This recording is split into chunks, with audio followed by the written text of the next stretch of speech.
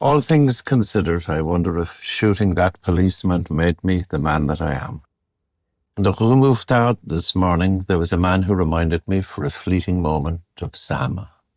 That gaunt, scribed face, how so world famous. I felt my hand rise unbidden in greeting, but the fellow turned away, a defeated slump in his shoulders that somehow irritated me. I miss my upright friend. Once over whiskey, I asked him how it was that he flew free. Long silence, then, I suppose I just refused. That cold, blank stare. Then, unexpectedly, he reached across and squeezed my arm. We veterans. We come to our lives in different ways, those of us who were forced, shocked, or tricked into waking. I mean, of course, our real lives, but very few people have real lives now, by which I mean lives over which they deliberate, lives they are prepared to answer for at the bar of extinction.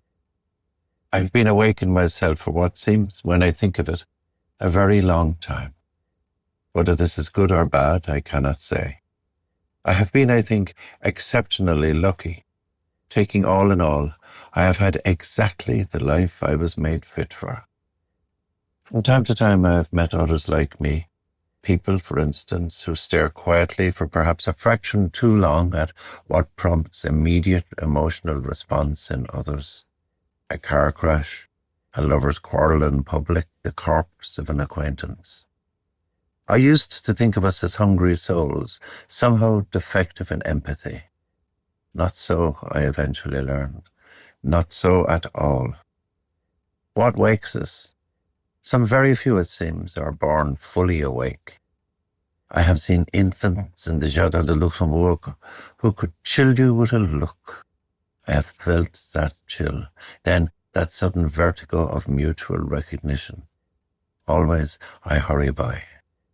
Some others, and here I include myself, are woken by chance or so-called chance, generally, it seems, by some irrevocable act or gesture, a moment of absolute commitment to anything. It can be anything. As long as one commits, as long as the act is irrevocable, cannot be unmade, cannot be explained away. And therefore I begin. All things considered, shooting that policeman was very likely what made me the man that I am. Vincent called by last night. 2 rings, a pause, 2 rings. He's done that from the first day he came here. I imagine he does it everywhere. An announcement. Here I am. It's me. Twilight in the street below. A faint glow still over the rooftops. I tossed him down the keys, always amused at how he stands there, hands by his sides, until the very last moment, then, right-handed, snatching the keys from the air. His satisfied nod that my aim has approved. Vincent, Vincent, who never wastes a gesture. I left the door open, went to put coffee on. You shouldn't do that, he says, standing in the small hallway. Anyone might be hanging around on the stairs. I smile, he smiles. He knows I can see the landing from the kitchen. He knows I looked down the stairs when I opened the apartment door. Vincent's a rangy Algerian in his late 20s, a spring in him in all that he does and says. As usual, he paces while the coffee brews. Vincent, he said, the second time we met, offering his hand and a mocking grin. Call me Vincent. A challenge, a small offering, a test. I said nothing, squeezed his hand, smiled. My silence made him my friend. This is a grey suit night, a black silk t-shirt underneath, the long sleeves, a perfect half-centimetre past the cuffs, the gold-rimmed spectacles in his top pocket. I was around, he said. Thought I'd pop in. Still pacing the room, checking to see what new books I'd added to the crammed shelves. We sip our coffees at the tall window, watching the light fade. So he says, still looking away, I've thought about this, and, well, I think you should write the book of your life. Vincent, from time to time, to keep himself and for other reasons, steals cars. At least that's how I understand it. I don't really mind one way or the other. But once, when he claimed he was engaged in redistributing wealth, I checked him. No, Vincent, you steal cars. It's a fact. Facts matter. You should write the book of your life, he says. You should put down in words what it was to be here, what it was to be you. This is one of the things I like about Vincent. He has a gift sometimes for knowing exactly what to say, exactly when it needs to be said. Somehow he has snagged on to a stray thought that has been drifting like a small cloud out at the edges of my mind for some time now. Where did I read the phrase? At a certain point, one becomes aware that one is dealing with time remaining. No matter. It started me thinking, no, reflecting on what a life I have had, what an odd life it has been. Not odd as in peculiar, but singular, certainly singular, and unshared for the most part. When did the idea start? That I should write it all out, leave some mark, some trace, some evidence that once upon a time there lived a man who had the life that I call mine. No matter. I will, I said. I'll start tomorrow. He put his cup down, satisfied. If I'd surprised him, he did not show it. Certainly I had surprised myself. Good, he said. That's good. Okay, I have things to do. He gave me a long, appraising look. You sure? I gave him a slow wink. I'm sure. It's a good idea. On the way out the door, putting on those spectacles, he looked back over his shoulder. You were thinking about this, yes? I was. I shut the door behind him, softly, listened in vain for his footsteps on the stairs going down, waited to hear the street door close. I went to my desk between the windows that give on to the street. I sat down, I closed my eyes, I listened to my own breathing for a long time. I was wondering how to begin. I rarely feel frail. I have what they call a sturdy build, a word I approve of. Sturdy. A good build in a soldier or sailor, you'd say. Able for what comes. When the last of the night had fallen into place, when the full dark was everywhere behind me in the large apartment, I stood and undressed where I was, in the front room lit by a yellow streetlight, not questioning the impulse. Jacket over the back of the wooden chair, trousers neatly over the jacket, the rest folded and placed in a neat pile on the seat. I used my bare feet out of the slippers, the better to feel the cool tiles of the bathroom underfoot when I'd go through.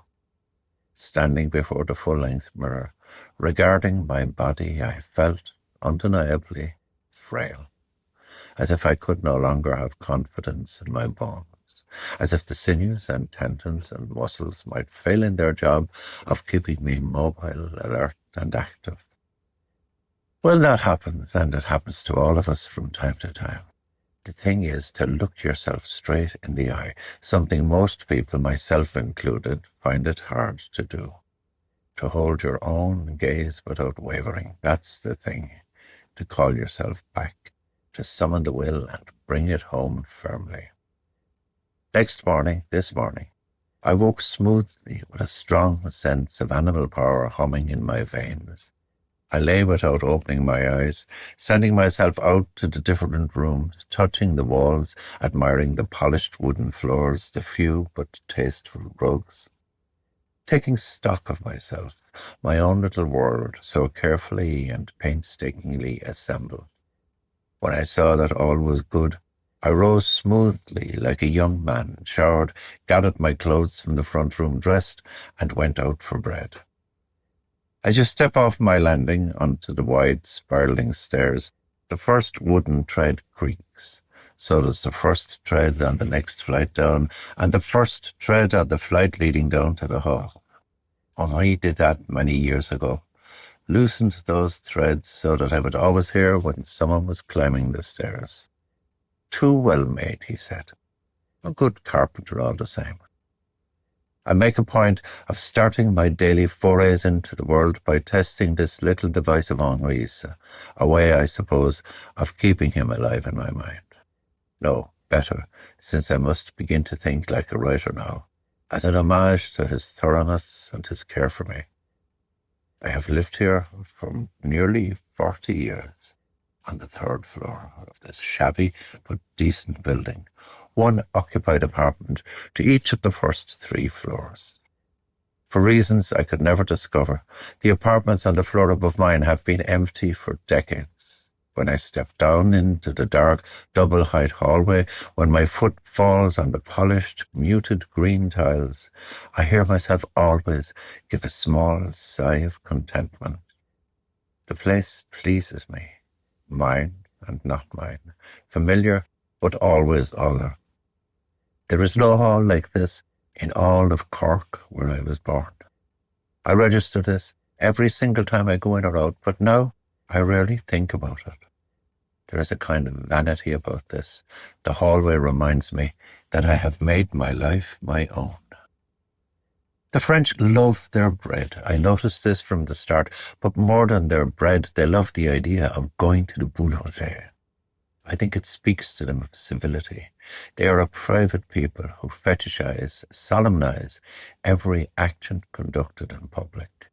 Thus, it is not enough that I go to the bakery, buy bread, return home, and make my breakfast. There are first the expected people on the street to be acknowledged, people one knows to nod to, people with whom one has spoken in the past and may again, people whom one is obliged to greet by name by some minor inquiring courtesy. In the bakery itself, one waits in the short queue for Monsieur or Madame to acknowledge one, to ask if one desires the usual. Ideally, to be fully in tune with the rituals, one then fumbles in a worn coin purse for the handful of coins required. Those who come to the counter with the exact change already in hand are frowned upon, but so discreetly that only the regulars notice the faint arching eyebrow of Monsieur or Madame. I like all this. No, better, it pleases me. This morning, business concluded, baton under my arm, I decide on a coffee before retracing my steps. I do this seldom. I associate the impulse with some unacknowledged process arriving at its conclusion, the conclusion signaling itself by desiring a small espresso. I cross the street. It is early autumn, certainly warm enough to sit outside. The waiter arrives, takes my modest order, departs without a word. It is the young Spanish fellow with the earring, the ponytail. There is nothing beyond appearance obviously interesting about him. I have taught him not to speak to me. He thinks I'm an old grouch. Good. It suits me. So what is it then, old man? I have decided, it seems, in my sleep that, yes, I will write the book, as Vincent suggests, and I will write it in English. I inhaled a bit of aroma of the coffee. I take a first taste. So, but how to go about this? Well, obviously a long tour from start to finish. Well, nearly finish, eh? But how tedious that might become. I did this, I did that, then I did this, that happened. No. Boring, tedious, and somehow dishonest. And the danger that I would be tempted to explain myself. As so often happens. Once you embark on something and an obstacle arises, the solution came by itself. I will write the book twice. Twice, Joseph? Yes. One strand faithful to the line from cradle to grave, now stop that.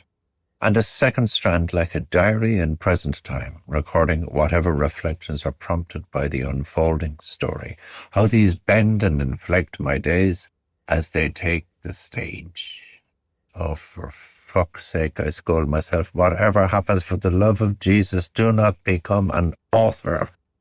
I hear the accents of my faraway Cork in that inner voice, and am suddenly buoyed up by the thought that I have never lost that bracing native instinct to pull down the high flown. My coffee has gone cold. I beckon to the boy. He brings me a fresh cup, and now I am all practicality. Will I need paper then? The papeterie en soufflot? No, this also, it seems, is decided. I will write direct on the screen. It would be prudent to save as I go on a flash stick, yes? But of course, flash stick, not paper. Off to the shop then. No time like the present, Joseph. Up and at them. I leave a small but excessive tip. A tentative smile from the boy as he clears the table. I smile back. Breakfasted, cuff buttons unfastened, I switch on the laptop, open a Word file, label it book, all very efficient. Then, inevitably, I skive off, seduced by the day's news, the sorcerer's ease with which I can roam the world. Libe, BBC, Irish Times Today, superstitiously the Irish Examiner. Equally, predictably, in a sudden flush of distaste with myself, I log off.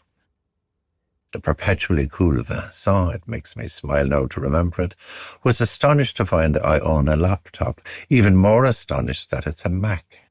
He was so embarrassed at letting his mask slip, I hadn't the heart to tell him I have a high-speed broadband connection. He finds me disconcerting enough as it is.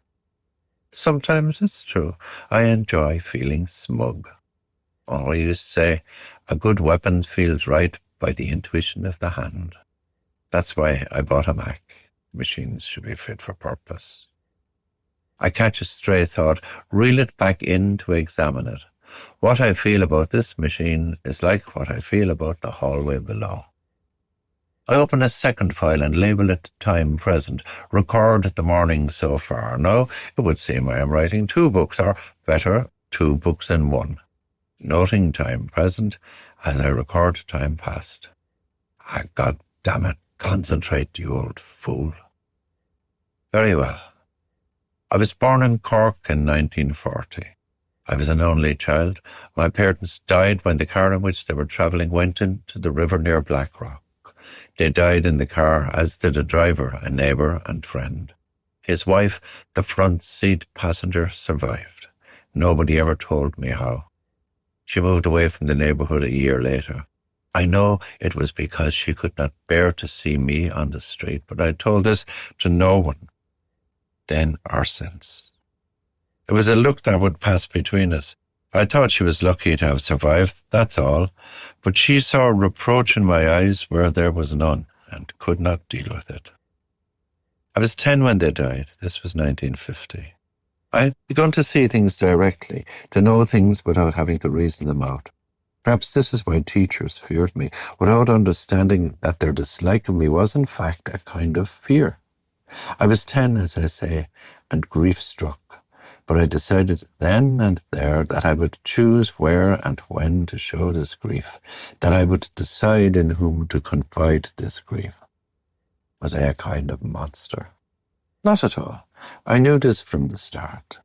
I disappointed the neighbours, of course, and the aunts, the uncles, the teachers, even the priest, by what seemed to them a serene, unfeeling composure.